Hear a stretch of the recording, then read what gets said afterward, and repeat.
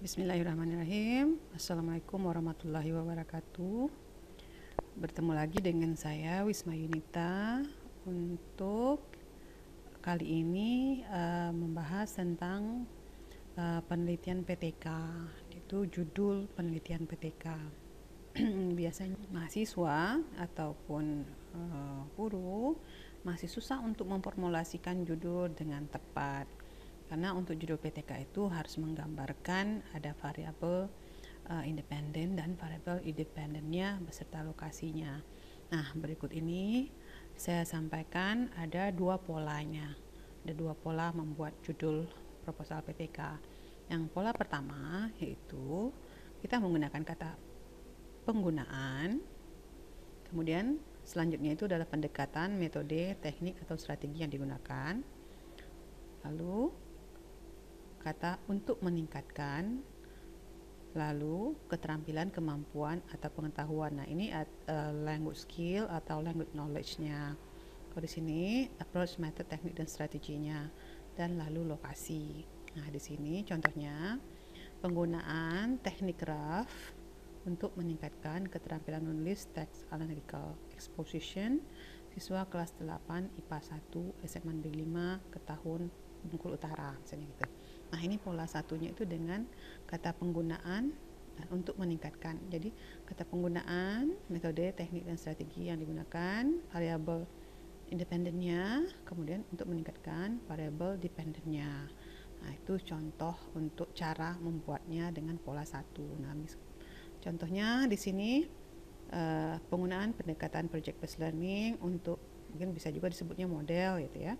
Project based learning untuk meningkatkan kemampuan berbicara siswa kelas 8 SMP 13 ke tahun Bengkulu Utara.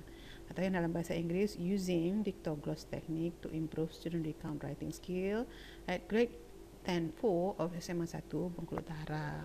Nah, ini adalah cara untuk membuat judul PTK dengan pola yang pertama. Jadi harus ada metode, teknik dan strateginya dulu, kemudian ada keterampilan, kemampuan atau pengetahuan. Keterampilan ini tentu saja writing, reading, listening dan speaking misalnya gitu. Nah, kemudian lokasi, jangan lupa lokasinya harus spesifik.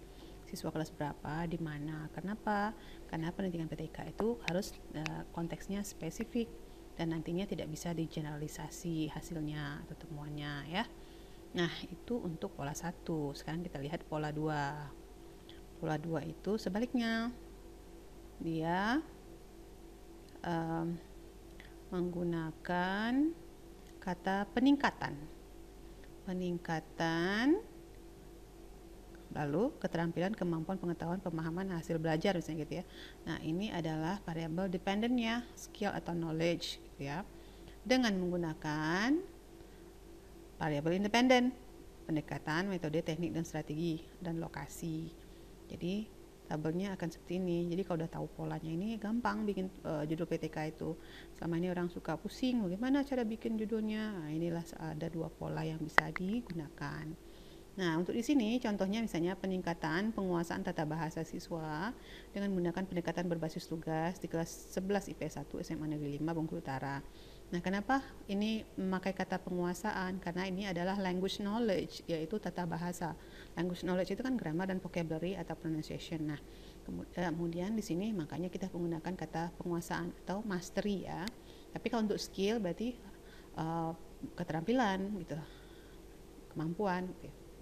Nah, kemudian bahasa Indonesia lagi, satu lagi peningkatan hasil belajar bahasa Inggris, materi pembacaan menulis text recount berbasis genre melalui picture series di kelas 8 SMP Negeri 13 ke tahun Bengkulu Utara. Atau yang bahasa Inggrisnya itu improving students reading comprehension by using SQ3R technique at grade 10-4 of SMA Negeri 1 Bengkulu Utara.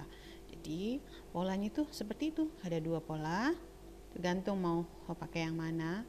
Silakan. Ini untuk proposal ya. Tapi nanti kalau untuk misalnya untuk artikel di artikel jurnal dan artikel untuk jurnal, maka dia bisa jadi lebih singkat lagi. Misalnya penguasaan tata bahasa siswa dengan menggunakan pendekatan berbasis tugas. Udah sampai di situ saja karena dia memang beda. Untuk proposal itu lebih detail, untuk artikel dia disyaratkan itu biasanya tidak boleh panjang judulnya itu. Jadi buat begitu, misalnya